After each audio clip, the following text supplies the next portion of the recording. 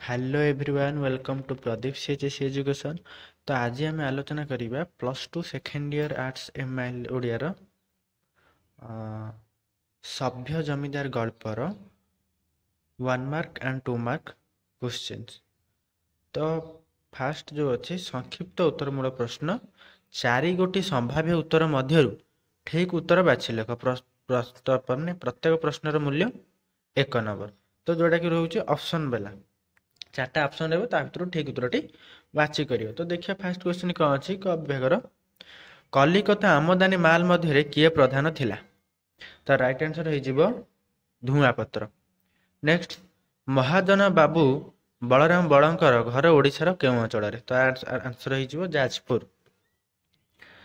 Next महाजन बलराम जने सौदागर ठारू केउ मोहर किनिथिले। राइट आंसर हो जिवो आकबरी मोहर। नेक्स्ट बाबू बलराम चाकर नाम कौन थिला। तो बाबू बलराम को चाकर नाम थिला विद्या बारिक। तो आंसर हो विद्या। केउ हुकारे बाबू बलराम गुड़ा को पियंती। तार आंसर हो रूपा बंधा। नेक्स्ट कलिकता को ठीक केउ खणी बोली कुहा जायछि। तो कलिकता को ठीक गंठी कटा खणी बोली कुहा जायछि। बाबू बलराम केवल केउ ब्राह्मण हाथरू खाउ थांती। तो आर राइट आंसर हो ओडिया। गोपालर ना बाबू गोपाल चंद्र महापात्र बोली किए लिखि थाए। तार आंसर हो गुमास्ता। महापत्रे बाबू बलरामकर व्यवसाय रे केते अंशीदार थिले। तार राइट आंसर हो 4 पणी। देवी ओझा किए। आर राइट आंसर हो अवधान। कुसंस्कार विमर्दिनी सभार अधिवेशन केउ दिन हुए। आर राइट आंसर हो मंगलवार। नेक्स्ट शनिवार दिन केउ सभार अधिवेशन हुए। आर राइट आंसर हो नारी संस्कार विवर्धिनी। नेक्स्ट केउ बेमारी रे गोपाल चंद्रकर मृत्यु होइथिला। आर आंसर हो सन्निपात। नेक्स्ट गंगा लाभ बोइले कौन बुझ। तो गंगा लाभ बोइले मृत्यु को बुझा जाए। नेक्स्ट अछि जहार धन ज्ञान अछि से कौन कले ता जीवन धिक हो जाए बोली सभारे कुहा जाइथिला। तो आर आंसर हो चाकिरी कले। नेक्स्ट केउ नाम शुणी नुआ जमीदार का मन भारी खुशी होइथिला। सभा स्कूल गाँ जमीदार। तो आर राइट आंसर हो सभा। नेक्स्ट तालु किणा ठारू रंगाधर महांती केउ कामरे थिले। तो आर राइट आंसर हो सेठ पांजिया। नेक्स्ट तालुक मध्य रे केउ ग्रामटी सबुठारो बड़ थिला। तो तालुक मध्य रे केउ ग्रामटी सबुठारो बड़ थिला। आर आंसर हो श्यामपुर। नेक्स्ट अछि नुआ जमीदार बाबू श्यामपुर ग्राम रे केउ लोक खोजी बसथिले। तो राइट आंसर हो शिक्षित कुसंस्कार वर्जित। नेक्स्ट ए देश रे दुर्दशार कारण लोडिले ताहा केउ परि जणा जिवो बोली नुआ जमीदार वक्तृतारे कहिथिले। तो यार राइट आंसर जोटा कि ऑप्शन ने देइनी किंतु राइट आंसर हो दिन आलुओ। तो दिन आलुओ हो यार राइट आंसर। नेक्स्ट सुशिक्षित जमीदार महोदय के प्रस्ताव को किए द्वितीय करथिले। तार आंसर हो हरिबोल पट्टनायक। नेक्स्ट नुआ जमीदार को विवाह पई केउठारे कन्या ठीक होइथिला। आर आंसर हो कलिकता। कन्या पिता मकरा मलिक आसाम चा बगीचा रे पदोन्नति पाई शेषरे कौन होइथिला। शेषरे खानसमा होइथिला। नेक्स्ट साताणीकर विश्वासी पोइली किए।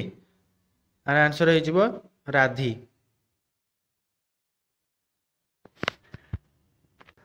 तो साताणीकर विश्वासी पोइली किए। आर राइट आंसर हो पदी। कुंभीर कौन खोजाए बोली कुहा जाइछि। कुंभीर गोलिया पानी खोजे बोली कुहा जाइछि। नेक्स्ट अच्छी 1 वर्ड वाला गोटे वाक्य उत्तर देवा कही। तो कलिकता बड़ बजार रे बाबू बलरामकर परिचय कौन थिला। तार आंसर हो गदियान महाजन।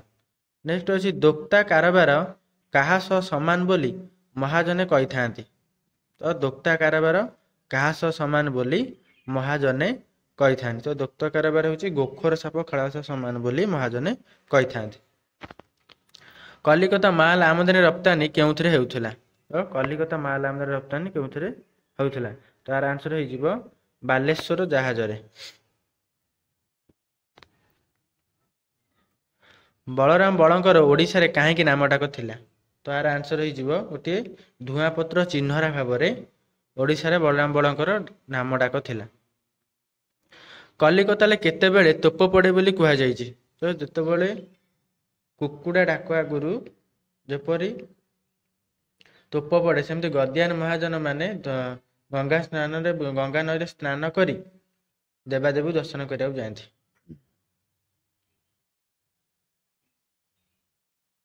ତ କୁକୁଡ଼ା ଡାକ ଆଗରୁ ତୋପ ପଡ଼େ ବୋଲି କୁହାଯାଇଛି। ତ କଲିକତାରେ କୁକୁଡ଼ା ଡାକ ଆଗରୁ ତୋପ ପଡ଼େ ବୋଲି କୁହାଯାଇଛି। କପାଳିଆ ଲୋକଙ୍କୁ କଣ ମିଳିଥାଏ ବୋଲି କୁହାଯାଇଛି? ତ କପାଳିଆ ଲୋକଙ୍କୁ ଆକବରୀ ମୋହରି ମିଳିଥାଏ ବୋଲି କୁହାଯାଇଛି।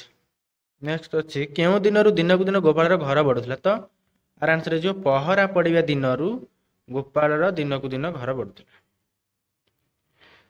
କେଉଁ କଥା ଗୋପାଳ ବେଶ ଜାଣିଗଲାଣି ବୋଲି କୁହାଯାଇଛି? ତ ମାଲ କିଣାବିକା ଛକ ଛକ ଗୋପାଳ ବେଶ ଜାଣିଗଲାଣି ବୋଲି କୁହାଯାଇଛି। ଗୋପାଳ ବେପାରରେ ବାବୁ ବଳରାମ ବଳଙ୍କର କଣ ପରି ଥିଲା? ତ ଥିଲା ଡାହାଣ ହାତ। ଗଦିରେ ଗୋପାଳର ଡାକ ନାମ କଣ ହୋଇଥିଲା? ସାନ ବାବୁ। ବେପାର ଲାଭ କେଉଁ ଜାଗାରେ ବୋଲି ମହାପାତ୍ରେ ମହାଜନ ବଳଙ୍କୁ ଜଣାଇଥିଲେ?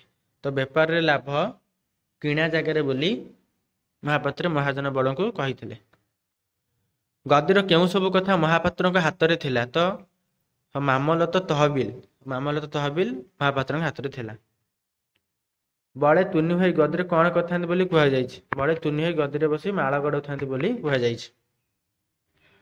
ମହାପାତ୍ରଙ୍କ ଠାରୁ ଅବଦାନ କେତେ ଟଙ୍କା ପୁରସ୍କାର ପାଇଥିଲେ? ତ ମହାପାତ୍ରଙ୍କ ଠାରୁ ଅବଦାନ 5ଟି ଟଙ୍କା ପୁରସ୍କାର ପାଇଥିଲେ। ବଳବାବୁ ମହାଜନ ଗଦି ସାଙ୍ଗରେ କାହାର କାରବାର ଥିଲା? ତ ବଳବାବୁ ମହାଜନ ଗଦି ସାଙ୍ଗରେ ବଡ଼ ବଡ଼ ଇଂରାଜୀ ସୌଦାଗର ମାନଙ୍କର କାରବାର ଥିଲା। ଗଦିର ସରକାର କେଉଁଠାରେ ରାଜୀବ ବାବୁଙ୍କ ନାମ ଲେଖାଇ ଦେଇ ଆସିଥିଲେ? ତ ଗଦିର ସରକାର ରାଜୀବ ବାବୁଙ୍କର ନାମ କଲିକତାର ଏଣ୍ଡ୍ରୁ ଏକାଡେମୀରେ ଲେଖାଇ ଦେଇଥିଲେ। କେଉଁ କଥାଟା କଲିକତାର ନିୟମ ବୋଲି କୁହାଯାଇଛି? ତ ସମ୍ପାଦନ ପକ୍ଷରେ ବା ସମ୍ପାଦକ ପକ୍ଷରେ ସମସ୍ତ ବ୍ୟୟବହନ କରିବା ଉଚିତ ବୋଲି କଲିକତା ନିୟମ ବୋଲି କୁହାଯାଇଛି। ପିତାଙ୍କ ମୃତ୍ୟୁରେ କେଉଁ କଥାଟା କୁସଂସ୍କାର ବୋଲି ରାଜୀବ ଲୋଚନ କହିଛନ୍ତି? ତ ପିତାଙ୍କ ମୃତ୍ୟୁରେ ଡକା ପକାଇ କାନ୍ଦିବା କୁସଂସ୍କାର ବୋଲି ରାଜୀବ ଲୋଚନ କହିଛନ୍ତି। ଗୋପାଳ ଚନ୍ଦ୍ର ମହାପାତ୍ର ତିଆରି କରିଥିବା ମନ୍ଦିରରେ କେଉଁ ମୂର୍ତ୍ତି ସ୍ଥାପିତ କରିଥିଲେ? ତ ଯୁଗଳ ରାଧାକୃଷ୍ଣ ମୂର୍ତ୍ତି ସ୍ଥାପନ କରିଥିଲେ। କେଉଁ ସଂସ୍ଥାରୁ ଯେପରି ବ୍ୟବସ୍ଥା ଆସିବ ସେପରି ବିବାହ ହେବ ବୋଲି କୁହାଯାଇଛି? ତ ଆର ଆନ୍ସର ହେଇଯିବ ବିବାହ ବ୍ୟୟ ସଂକ୍ଷେପଣୀ ସଂସ୍ଥାରୁ ଯେପରି ବ୍ୟବସ୍ଥା ଆସିବ ସେପରି ବିବାହ ହେବ। କଲିକତା ଗୋଟିଏ ବିଚିତ୍ର ଜାଗା ବୋଲି କାହିଁ କୁହାଯାଇଛି? କଲିକତା ଗୋଟିଏ ବିଚିତ୍ର ଜାଗା ବୋଲି କାହିଁ କୁହାଯାଇଛି? କାରଣ ସେଠି ଟଙ୍କା ପଇସା ଦେଲେ ସବୁ କିଛି ମିଳିବ। କଲିକତାର ମହାଜନ ସଭ୍ୟ ଜମିଦାରଙ୍କୁ 10,000 ଟଙ୍କା କର ଦେଇଥିଲେ କିପରି? ତ ଆର ଆନ୍ସର ହେଇଯିବ ଖୁବ୍ କାଇଦା କଟକଣାରେ ଲେଖି ନେଇ ମହାଜନ ସଭ୍ୟ ଜମିଦାରଙ୍କୁ 10,000 ଟଙ୍କା ପୁରସ୍କାର ଦେଇଥିଲେ। ପୁଅ ବୋହୂ ହାତ ଧରାଧରି ହୋଇ କୁଆଡ଼େ ବାହାରିଥିବାର କୁହାଯାଇଛି? ତ ପୁଅ ବୋହୂ ହାତ ଧରାଧରି ହୋଇ ସାଆନ୍ତାଣୀକୁ ଦେଖିବା ପାଇଁ ବା ଦର୍ଶନ କରିବା ପାଇଁ ବାହାରିଯିବାର କୁହାଯାଇଛି। ମା ସାଆନ୍ତାଣୀ କେଉଁ କଥା ଶୁଣି ଚମକି ପଡ଼ି ଠିଆ ହୋଇଗଲେ? ତ ମା ସାଆନ୍ତାଣୀ ଲେଡି ଜୋତାର ଠକ୍ ଠକ୍ ଶବ୍ଦ ଶୁଣି ଠିଆ ହୋଇଗଲେ। ମା ସାଆନ୍ତାଣୀ ଘରୁ ବାହାରି ଯାଇ କେଉଁଠି ରହିଥିବାର ସମ୍ବାଦ ଆସିଥିଲା? ତ ମା ସାଆନ୍ତାଣୀ ଘରୁ ବାହାରି ଯାଇ ପୁରୀର ମାତା ମଠରେ ରହିଥିବାର ସମ୍ବାଦ ଆସିଥିଲା। ବୋହୂ ସାଆନ୍ତାଣୀକୁ କେଉଁ ନାମରେ ଡାକିବାକୁ ଜମିଦାର ବାବୁ ଚାହୁଁଥିଲେ? ତ ବୋହୂ ସାଆନ୍ତାଣୀକୁ ମିସେସ୍ ମହାପାତ୍ର ବୋଲି ଡାକିବା ପାଇଁ ଜମିଦାର ବାବୁ ଚାହୁଁଥିଲେ।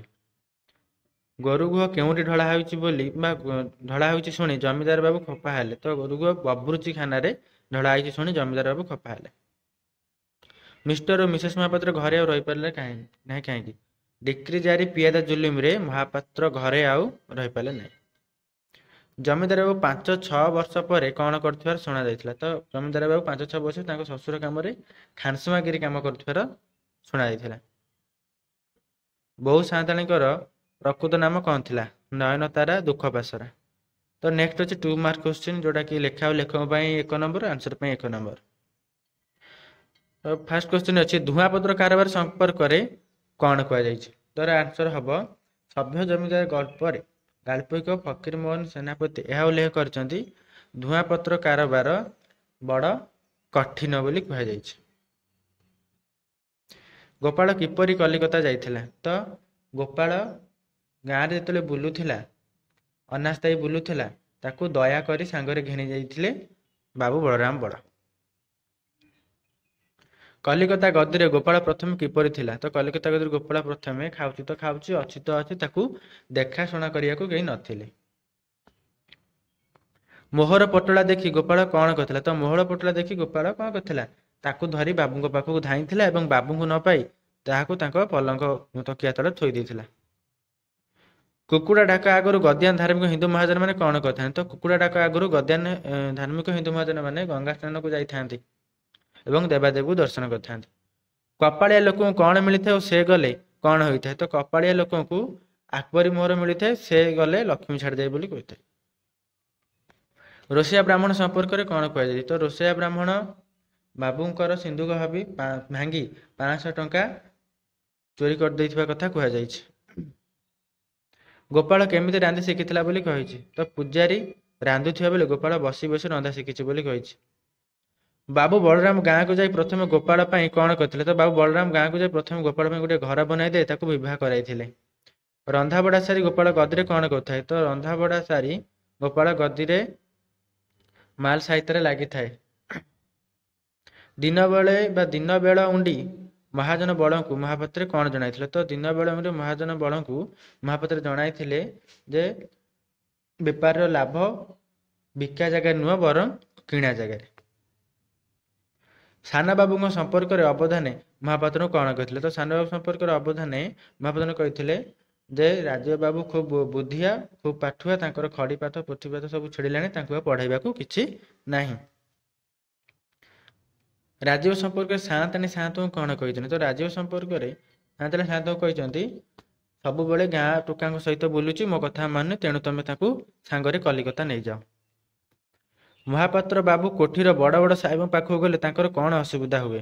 ତ ମହାପାତ୍ର ବାବୁ କୋଠିର ବଡ଼ ବଡ଼ ସାହେବଙ୍କ ପାଖକୁ ଗଲେ ତାଙ୍କର ଭାଷା ଜନିତ ଅସୁବିଧା ହୁଏ। ବାବୁ ରାଜୀବ କେଉଁ ବିଷୟରେ ପକ୍କା ହୋଇଗଲେଣି ବୋଲି କୁହାଯାଇଛି? ତ ଥିଏଟର ନାମକ କୁସ୍ଥାନ ସୁସ୍ଥାନ ଭ୍ରମଣ ବିଷୟରେ ପକ୍କା ହୋଇଗଲେଣି ବୋଲି କୁହାଯାଇଛି। କେଉଁଦିନ ହୋଟେଲ ବାଲା ବେଶ ଆୟ ହୋଇଥାଏ? ତ ଯେଉଁଦିନ ରାଜୀବ ବାବୁଙ୍କର ଭାଷଣରେ ବା ବକ୍ତୃତାରେ ଖୁବ୍ ହାତ ତାଳି ପଡ଼େ ସେଦିନ ହୋଟେଲ ବାଲାର ବେଶ ଆୟ। ରାଜୀବଙ୍କ କେଉଁ ଇଚ୍ଛା ମହାଜନ ବଳବାବୁ ସଫଳ କରି ନଥିଲେ? ତ ରାଜୀବବାବୁ କହିଥିଲେ ଯେ ପିତାର ମୃତ୍ୟୁରେ ଡାକ ପକାଇ କାନ୍ଦିବା କୁସଂସ୍କାର ଏବଂ ଦରିଦ୍ରମାନଙ୍କୁ ଅର୍ଥ ବିତରଣ କରାଯିବ, ଡାକ୍ତରଖାନାକୁ ଚାନ୍ଦା ଦିଆଯିବ। ତ ଏହିସବୁ କାର୍ଯ୍ୟ ପୂରଣ କରିପାରିନଥିଲେ ବା ସଫଳ ହୋଇପାରିନଥିଲା। ପାଞ୍ଜିଆ ଗୁମାସ୍ତା ପ୍ରଜାପାଟକମାନେ ନୂଆ ଜମିଦାରଙ୍କ ପାଇଁ କଣ କରିଥିଲେ? ତ ପାଞ୍ଜିଆ ଗୁମାସ୍ତା ପ୍ରଜାପାଟକମାନେ ନୂଆ ଜମିଦାର ପାଇଁ ଏକ ସଭାର ଆୟୋଜନ କରିଥିଲେ। ସାମ୍ପୁର ଗାଁ ଲୋକ ଓ ଗ୍ରାମ ପିଲାଙ୍କର ଗୋପାଳ ବାବୁ କି ଉପକାର କରିଥିଲେ? ତ ସାମ୍ପୁର ଗାଁ ଲୋକ ଓ ଗ୍ରାମ ପିଲାଙ୍କର ଗୋପାଳ ବାବୁ ଅନେକ ସୁବିଧା କରିଥିଲେ, ଯେମିତିକି ତାଙ୍କୁ ବିଭିନ୍ନ କାମରେ ଲଗାଇ ଦେଇଥିଲେ ଏବଂ ତାଙ୍କର ପିଲାମାନଙ୍କୁ ମଧ୍ୟ ପାଠ ପଢ଼ାଇଥିଲେ। ନୂଆ ଜମିଦାରଙ୍କ ଆହ୍ୱାନରେ ସାମ୍ପୁର ଗ୍ରାମରେ କଣ ଘଟିଥିଲା? ତ ନୂଆ ଜମିଦାରଙ୍କ ଆହ୍ୱାନରେ ସାମ୍ପୁର ଗ୍ରାମରେ ଶିକ୍ଷିତ କୁସଂସ୍କାର ବର୍ଜିତ ଲୋକ ଆସିକି ସଭାରେ ଉପସ୍ଥିତ ହୋଇଥିଲେ। ହରିବୋଲ ବାବୁ କେଉଁ ଦୁଇଟି ସଭାର ସମ୍ପାଦକ ଓ କାହିଁକି? ତ ହରିବୋଲ ବାବୁ ଯେହେତୁ ଜଣେ ଯୋଗ୍ୟ ଲୋକ ବୋଲି ପରିଚିତ ହୋଇଥିଲେ ରାଜୀବ ଲୋଚନଙ୍କ ନଜରରେ, ସେଥିପାଇଁ ସେ ଦୁଇଟି ସଭାର ସମ୍ପାଦକ ଥିଲେ। ସଭା କାର୍ଯ୍ୟ ଶେଷ ହେବାକୁ ଅଧିକ ରାତ୍ରି ହୋଇଗଲେ ସଭ୍ୟମାନେ କଣ କରିଥାନ୍ତି? ତ ସଭା କାର୍ଯ୍ୟ ଶେଷ ହେବାକୁ ଅଧିକ ରାତ୍ରି ହେଲେ ସଭାଗୃହରେ ସଭ୍ୟମାନଙ୍କ ପାଇଁ ଭୋଜନ ପାନର ବ୍ୟବସ୍ଥା ହେଉଥିଲା। ପଟ୍ଟନାୟକଙ୍କୁ କାହିଁକି ବରଖାସ୍ତ କରାଯାଇଥିଲା? କାରଣ ସେ ଅଯୋଗ୍ୟ ହୋଇଥିବାରୁ ତାଙ୍କୁ ବରଖାସ୍ତ କରାଯାଇଥିଲା। ନୂଆ ଜମିଦାରଙ୍କ ମଙ୍ଗଳକୃତ ସମ୍ପର୍କରେ ପଟ୍ଟନାୟକ ସାଆନ୍ତଙ୍କୁ କଣ କହିଛନ୍ତି? ତ ନୂଆ ଜମିଦାରଙ୍କ ମଙ୍ଗଳକୃତ ସମ୍ପର୍କରେ ପଟ୍ଟନାୟକ ସାଆନ୍ତଙ୍କୁ କହିଛନ୍ତି ଯେ ବାବୁଙ୍କ ପାଇଁ କଲିକତାରେ କନ୍ୟା ଠିକ ହେଲାଣି। ପଟ୍ଟନାୟକ ନୂଆ ଜମିଦାରଙ୍କ ବିବାହ ବିଷୟରେ ଆଉ କିଛି କହିଲେ ନାହିଁ କାହିଁକି? କାରଣ ଯେତେବେଳେ କହିଲେ ଯେ ତମ ଭଳି ମୂର୍ଖ କେତେ ଜମିଦାରୀ ଘର ବୁଡେଇଲଣି, ତମମାନେ କିଛି ଜାଣିନ, ଅଶିକ୍ଷିତ କୁସଂସ୍କାର, ତ ସେତିକି ବେଳେ ପଟ୍ଟନାୟକ ଆଉ କିଛି କହିଲେ ନାହିଁ। କନ୍ୟାଟିର ନାମ କଣ ଥିଲା ଏବଂ ବାବୁ ରାଜୀବ ସେଠି ପ୍ରତ୍ୟକ୍ଷରେ କଣ ଦେଖିଲେ? ତ କନ୍ୟାଟିର ନାମ ଥିଲା ନୟନତାରା ଦୁଃଖପାଶର ଏବଂ ବାବୁ ପ୍ରତ୍ୟକ୍ଷରେ ସେଠି ଦେଖିଥିଲେ ଯେ କନ୍ୟାଟି ସ୍ୱାଧୀନ, ଶିକ୍ଷିତ ଏବଂ କୁସଂସ୍କାର ବର୍ଜିତ।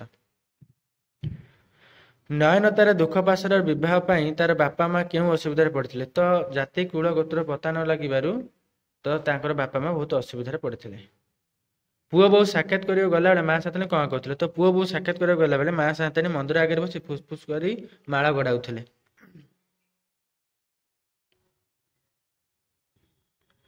ଲେଡିକୁ ଇନସଲ୍ଟ ବୋଲି ନୂଆ ଜମିଦାର କାହିଁକି କହିଲେ? ତ ଯେତେବେଳେ ଲେଡି ଚପଲ ମାରିକି ବା ଜୋତା ମାରିକି ମନ୍ଦିର ଭିତରକୁ ଯାଇଥିଲେ ଏବଂ ତାହାକୁ ଦେଖି ମା ସାନ୍ତାଣୀ ଚମକି ପଡି ଛୁନା ଛୁନା ବୋଲି କହିଥିଲେ, ସେତିକିବେଳେ ସେ କହିଥିଲେ କି ଲେଡିକୁ ଇନସଲ୍ଟ। ନୂଆ ଜମିଦାରଙ୍କର ଶୋଇବାକୁ ବେଳ ନଥିଲା କାହିଁକି? କାରଣ ସମସ୍ତ ସମୟ ସିଏ ସଭାରେ କାଟି ଦଉଥିଲେ, ସେଥିପାଇଁ ତାଙ୍କୁ ଶୋଇବାକୁ ବେଳ ନଥିଲା। ମିସେସ୍ ମହାପାତ୍ର କେଉଁ କଥାରେ ହସି ପକାଇ ବଡ଼ ଖୁସି ହୁଅନ୍ତି? ତ ଚାକରମାନେ ଯେତେବେଳେ ଡାକନ୍ତି ତ କିସଫିସ୍ ମହାପାତ୍ର, ଫିସଫିସ୍ ମହାପାତ୍ର, ତ ଏଇ ସବୁ ନାଁ ଡାକ ଶୁଣିକି ସିଏ ଖୁସିରେ ହସି ପକାନ୍ତି। କୋଇଲିପଦୀ କାହିଁକି ଭାରି ପାଟିଟାଏ କଲା? ତ ବାବୁଚି ଖାନାରେ ବା ରୋଷେଇଶାଳରେ ଚପଲ ମାଡ଼ି ପଶିଥିବାରୁ ସେ ବହୁତ ପାଟିଟାଏ କଲା। ତ ମା ସାନ୍ତାଣୀ ଯେତେବେଳେ ମିସେସ୍ ମହାପାତ୍ର ଯେତେବେଳେ ଚପଲ ମାଡ଼ିକି ବା ଜୋତା ମାଡ଼ିକି ବାବୁଚି ଖାନା ବା ରୋଷେଇ ଘରେ ପଶିଥିଲେ, ତ ସେଇଆକୁ ଦେଖିକି ପଦୀ ପାଟି କରିଥିଲା। ସଭାର ସଭ୍ୟମାନେ ଆଉ ମିଷ୍ଟର ଓ ମିସେସ୍ ମହାପାତ୍ରଙ୍କ ନିକଟକୁ ଆସିଲେ ନାହିଁ କାହିଁକି? ତ ତାଙ୍କ ଜାତିର ପତା ନ ଲାଗିବାରୁ ତ ସେମାନେ ଜାଣିପାରିଲେ ଯେ ତାଙ୍କ ଜାତି ନୀଚ ଜାତି, ତ ସେଥିପାଇଁ ସେମାନେ ଆଉ ତାଙ୍କ ନିକଟକୁ ଆଉ ଆସିଲେ ନାହିଁ।